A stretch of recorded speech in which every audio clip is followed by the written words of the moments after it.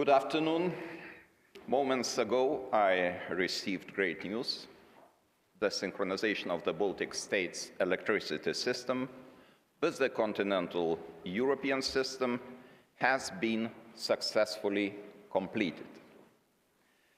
This is a historic moment, marking the end of a long journey for Lithuania, Latvia, and Estonia.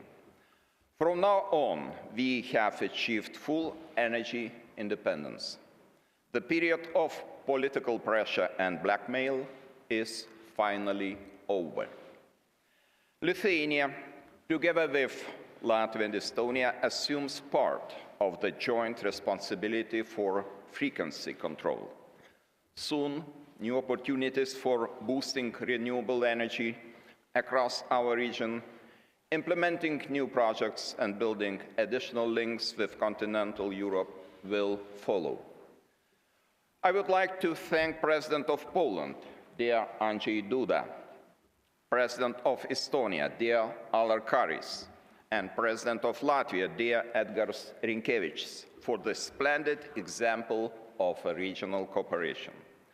My sincere appreciation and gratitude also go to the President of the European Commission, dear Ursula von der Leyen, who played a crucial role in making the synchronization of the Baltic states happen. And I also thank everyone who put in their utmost effort for the Baltic states to achieve full energy independence, including current and former country leaders, politicians, diplomats, engineers, technicians, and many others. Together, we have proven the strength and determination of the Baltic states and of the whole European Union. Now is the time to secure our achievements. Russia's war against Ukraine has radically transformed the perception of the threats to the critical infrastructure in Europe. Recent incidents involving undersea infrastructure in the Baltic Sea provide a matter of great concern and a call for resolute action as well. Our next important goal is to construct strategically important electricity link between Lithuania and Poland by 2030. Harmony Link will contribute to stable synchronization operations and electricity trade, providing competitive price for societies and industries. Lithuania appreciates the European Union's political support and funding, and we will spare no effort to look for solutions to accelerate the project. Today, we will also engage in further discussions on ensuring the security of the Baltic states' synchronous operation with continental European networks. There is a clear need to prepare substantial action at the European Union level on improving the resilience of all our critical infrastructure. Similarly, the enablers of Russia's hybrid activities that target European critical infrastructure deserve our special attention. Russia's shadow fleet, in particular, must be sanctioned and its movement restricted as much as possible. Lithuania calls on the European Commission and all member states to put more effort into controlling hybrid threats. Let us be more flexible and act faster. Thank you. Thank you, Mr. President. I now invite the President of the European Commission, Ursula von der Leyen, to deliver her remarks. Thank you very much, Mr. President Digitanas, for hosting us here in Vilnius. Dear Presidents, what a pleasure to be here with you. Today, history is made. We connect the Baltic states to our continental European electricity grid. Electricity lines with Russia and Belarus are being dismantled. These chains of power lines linking you to hostile neighbors will be a thing of the past. This is freedom, freedom from threats, freedom from blackmails, and long before the Russian tanks crossed into Ukraine, you were warning us that the cheap gas brought from Russia has a hidden cost, a cost of dependence. Now Europe as a whole is phasing out Russian fossil fuels. This is a new era. Today, we will not only talk about economic security, but also the broader security of our continent. You are very well aware of the challenges. In just 2 months, several cables linking your countries to neighbors have been damaged. There's a pattern, and we cannot ignore it. This is why I welcome NATO's Baltic Sentry initiative launched last month. Now more than ever, Europe and NATO must work in full complementarity. And as discussed with Secretary General Rutte on Monday, I see 4 priorities for securing our critical network infrastructure. The first is prevention, by laying new cables and diversifying our risks. The second is detection, by improving early warning of suspicious activities around these cables. The third is, of course, a fast response and repair. And the fourth is deterrence, with consequences for these actions. Beyond protecting infrastructure, it is time, and even high time, to take our security and defense into our own hands. You're leading by example. Estonia, Lithuania, Latvia, and Poland are among NATO's top defense spenders relative to GDP. NATO remains the foundation of our defense, but it is clear that we need an EU-wide surge in defense. Modern warfare requires scale, technology, and coordination, too big for any one nation to handle alone, and this is where European cooperation delivers. We will need funding, both public and private. We discussed that in the European Council at the beginning of the week. We will need more cooperation for better interoperability and lower costs, simpler legislation, more innovation, and more return on investment in the form of increased know-how and good jobs here in Europe. The Commission is preparing a white paper on the future of European defense, and we will present it to leaders by mid-March. This is all the more urgent as the world is changing fast. Our longtime ally, the United States, has set a new agenda. Europe is prepared for a robust but constructive dialogue with the United States amongst growing uncertainties. We are recognizing potential challenges, but we are ready for that, and Europe is firmly staying the course on its global engagements and partnerships. And this is especially true with a very special partner and future European Union member, that is Ukraine. In this new reality, Ukraine needs our support more than ever. So far, Europe has provided 135 billion euros. Our financial support, coordinated with our G7 partners, covers most of this year's funding gap. This gives Ukraine breathing space. It allows them to focus on what matters most, and this is defending their country. But one of their most immediate challenges is also energy. While Russia is systematically targeting Ukraine's energy system, we together are supporting Ukraine and repairing at lightning speed. And here again, you are leading by example. Right now, a Lithuanian thermal power plant is being dismantled and sent piece by piece to Ukraine to being rebuilt there again. This is what Baltic solidarity in action looks like.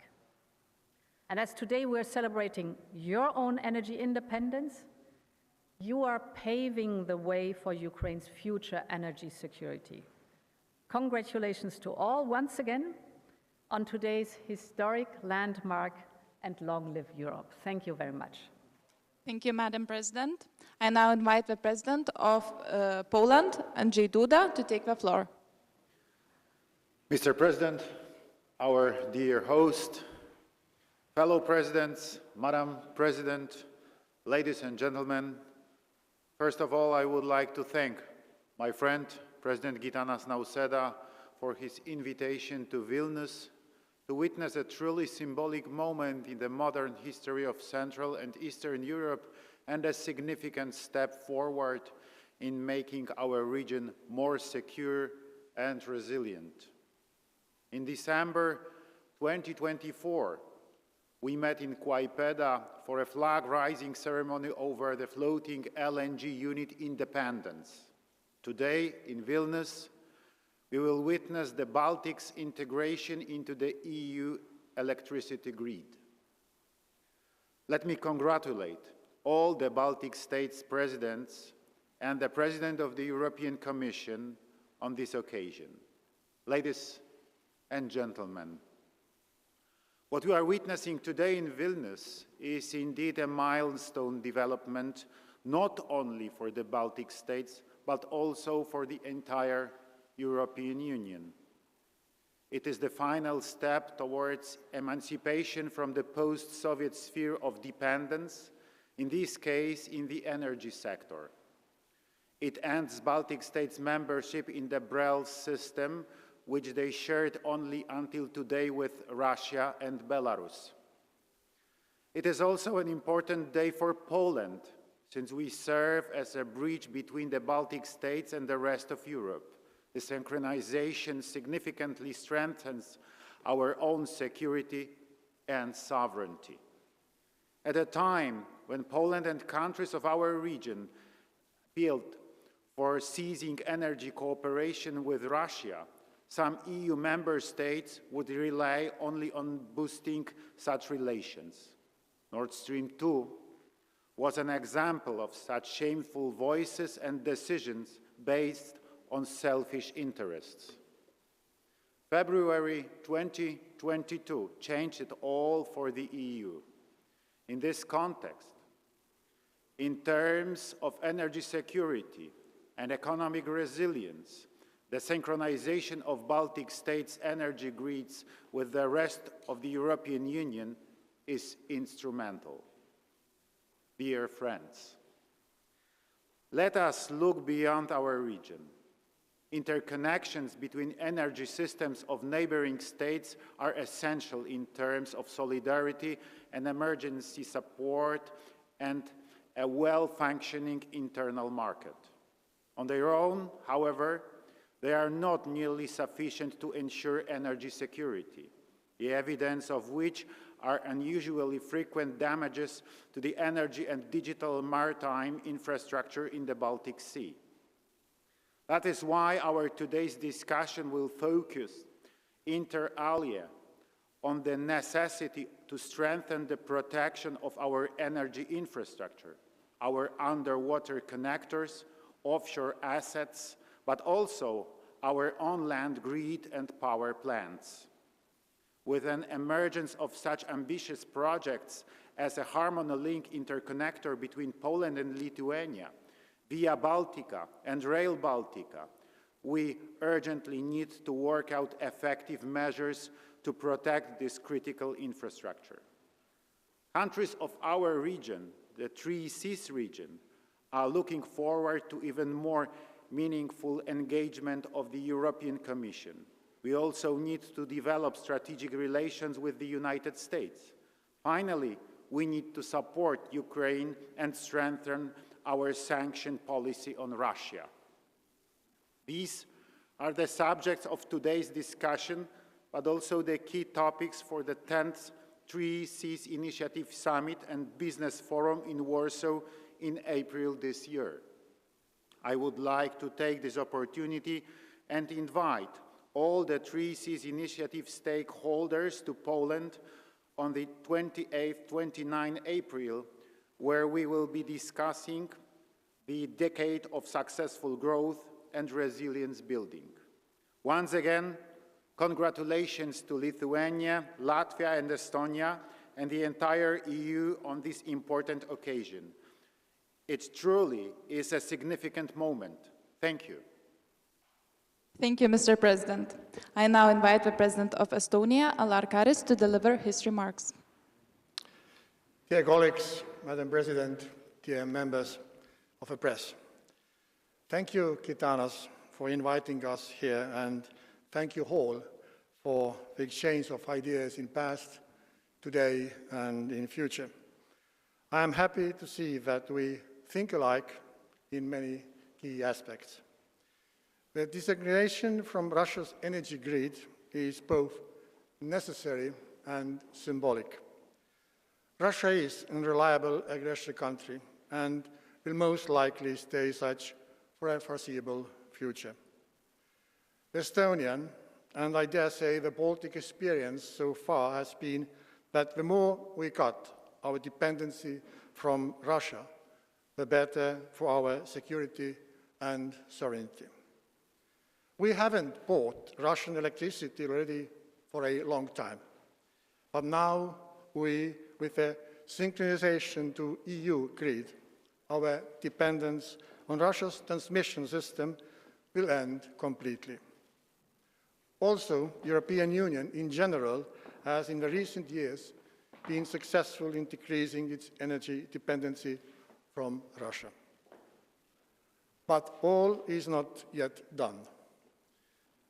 Unfortunately, Europe still buys LNG from Russia, and Russia's shadow fleet is still creating problems for us in the Baltic Sea. And of course, Russia's sabotage campaign against us is still ongoing. Therefore, I call on all the European countries to continue to further increase our independence. I strongly support the goal to stop all Russian energy imports to the EU. Moreover, we should even seriously consider a full trade embargo on Russia, as these are revenues that keep Russia's shadow fleet at sea and what keeps Russia's war machine going.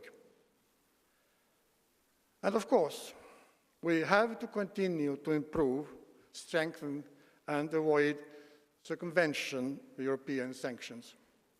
And these sanctions have to be in place not until the war is over, but until Russia has fully compensated for all the damages caused to Ukraine.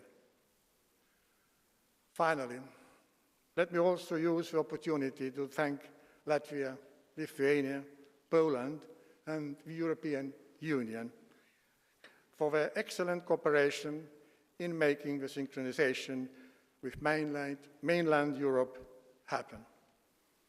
If we hold on this kind of deep trust and atmosphere of cooperation, I'm sure that all future goals, no matter how ambitious, will become achievable.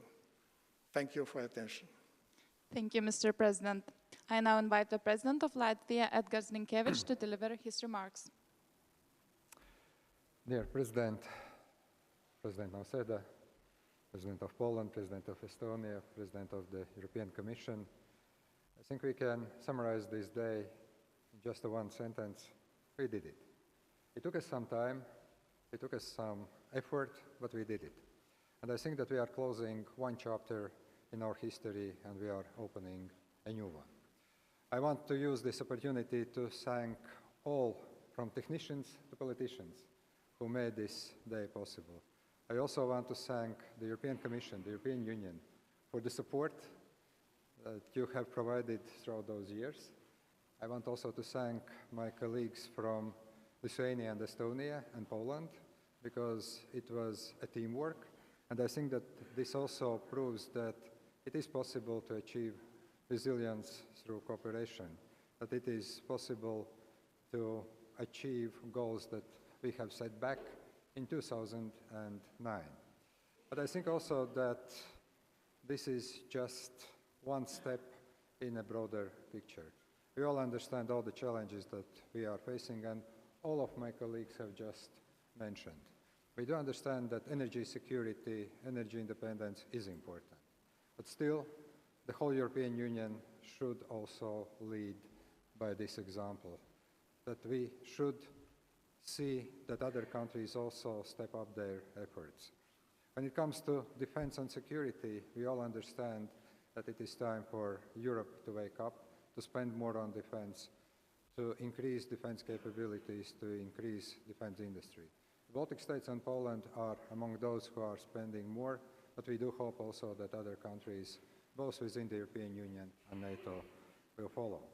And of course, we do hope that there is going to be also a day when we are going to welcome Ukraine as part of the European family, that we are going to see the war ending, but here, of course, we have many challenges and many tasks to achieve.